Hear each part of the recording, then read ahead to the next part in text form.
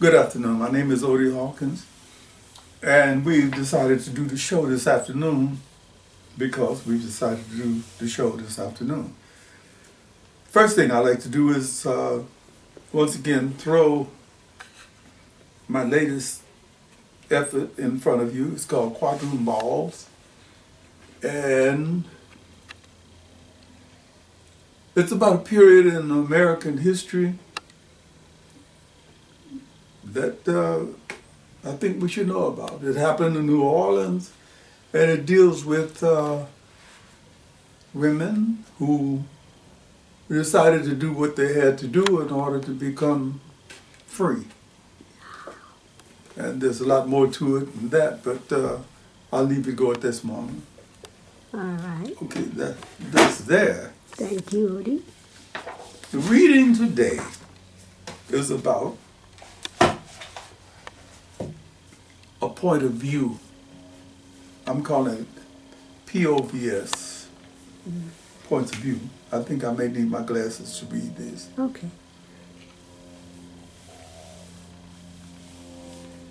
Odie Hawkins, my good friend, Ilhase Oseyamiri Obotu, who writes for various West African publications, the Ghanaian Voice, West African Agenda, etc., and travels a great deal, writes from Africa. This is a friend of mine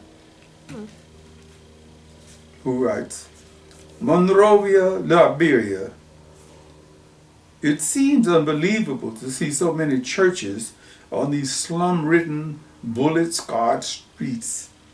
The Great Spirit Church, the Holiness Church of Jesus Church, the Better Life in Heaven Church, the One and Only Gospel Church, and so forth and so on.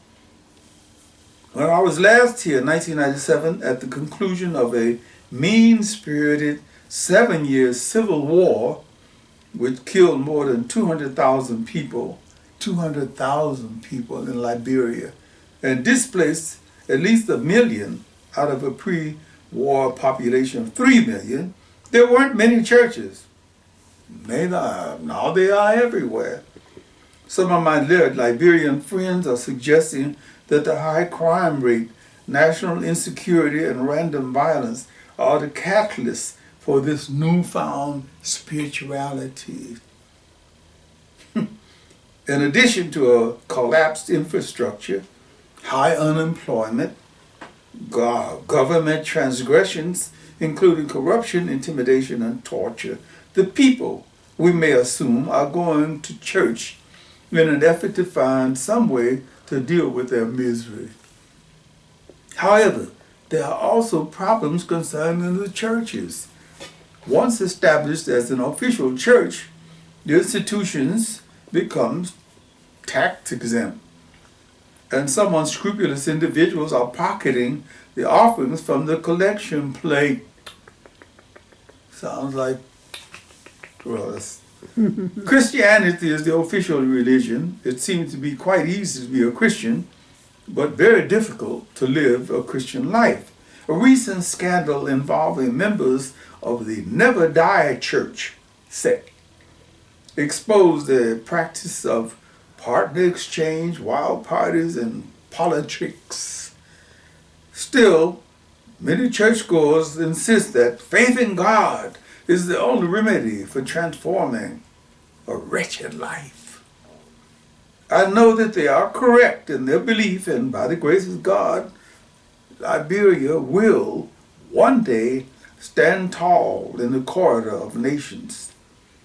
Faithfully yours, Ilhase Oseyamere Obotu.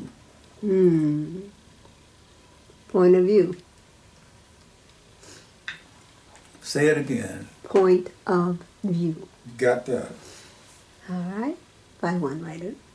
Friday, September 10th, 1999, the Lost Times, that's what they call it, the Los Angeles Times, the Lost Angeles Times, Gaddafi seeking Mandela's mantle, pushes plan for an African reunion by John Denizewski, Times staff writer. For the first time in a long time, there was an article about Libya's Muammar Gaddafi that did not offer fringe suggestions that he might be mentally ill. Gaddafi, celebrating his 30th year in power and the recent suspension of a UN air embargo on his country, drew 43 African heads of state and government to his hometown, Sirte, in the Libyan desert. This extraordinary plenum of the Organization of American States was the largest ever gathering of African leaders. Gaddafi. Go figure. The leaders came inspired by Gaddafi's call for a strong and united Africa and pledged themselves to establishing a new political and economic bloc on the world stage, the African Union, by 2002. Very interesting. Gaddafi, coming from where he was in Libya, has always simply been more out for African things than the Egyptians, who are right down the coast. They never said, let's have a United States of Africa. They always wanted to be somebody seemed like more in line with the Middle East. You know, like we're Arabs, well, not Africans. The African Union that Gaddafi espouses would encompass its own parliament, courts, a suggestion, an executive branch, an armed force that could be used to enforce lawfulness and end the wars that rock the continent. This is coming from Muammar Gaddafi. Wow. He also stated Western countries have insulted Africa and treated Africans as slaves. We should offer an official apology for all of the human and material losses that they have caused. Yeah, right. Gaddafi. Yeah, right. Many African Americans have been petitioning for just compensation in addition to an apology. During the conference, Gaddafi announced that he will provide $200 million over the next 8 years to provide scholarship for 2,500 young Africans. This is an unprecedented gesture in inter-African relations. I consider that this is the most beautiful investment made since the OAU was created, said Algerian President Abdelaziz Bouteflika, the OAU's current chairman. Libya, with only 5 million people, has oil reserves topping 1 billion barrels.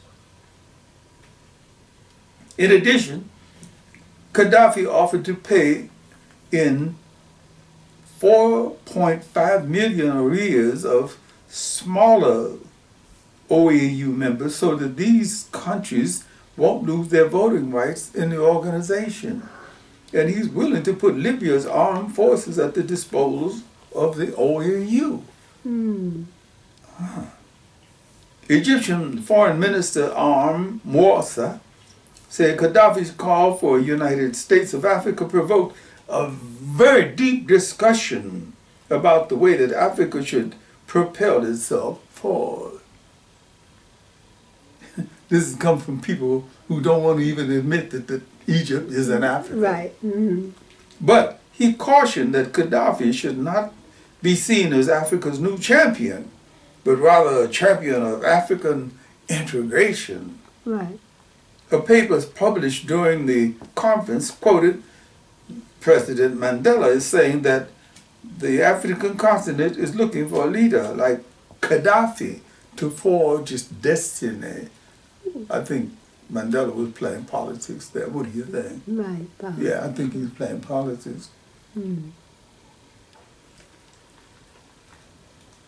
Probably, I think Mandela would have been the one to have the leadership of the United States of Africa, not Gaddafi. Yeah. Hopefully, Libya has supplied the glue for an African union. The time is now. Cesaria Evora, UCLA, Royal Hall, Westwood, Saturday, September 18th. Cesaria Evora, Cape Verdean dream weaver, the aguardiente warmth of her music spooked out in her Cape Verdean Creole, pulled tears from the eyes of people who had no idea what she was singing. A Cape Verdean Billie Holiday, minus heroin. Voice rich with untranslatable saudade, Cape Verdean Creole, what might be called the blues. When and if you hear that she is going to be appearing wherever, go there. She will touch something in you that you were unaware of.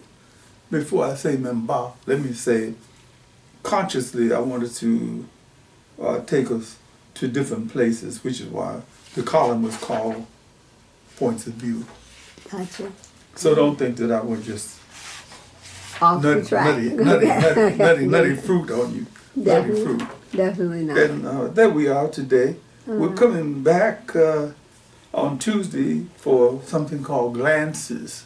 And it starts off with the government of President Ahmed Jejun Kaba, Sierra Leone, recently signed a peace treaty to end an 8-year-old civil war.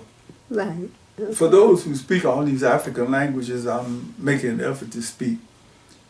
Please be considerate and patient and kind to someone who doesn't speak any African language fluently.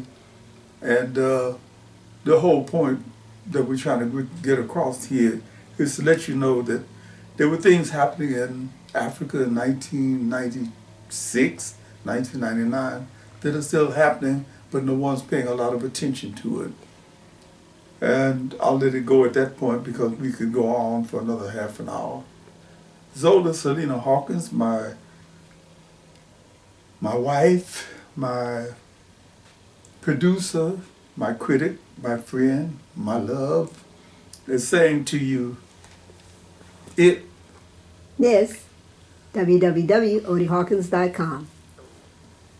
This is a family show. Yes, it is. What a family.